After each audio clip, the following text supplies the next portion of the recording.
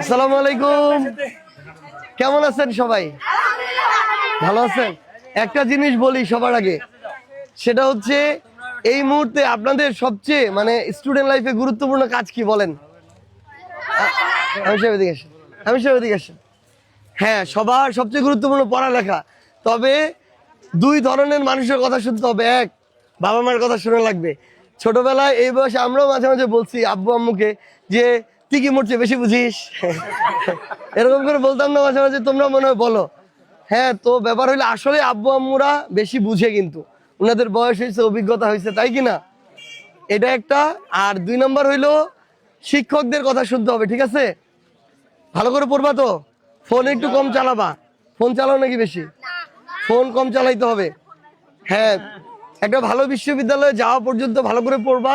আর একদিন তোমাদের স্কুলে আমি আসবো ইনশাল্লাহ। কাজিরহাট বালিকা উচ্চ বিদ্যালয় না? আসবো একদিন ইনশাল্লাহ, আসবো।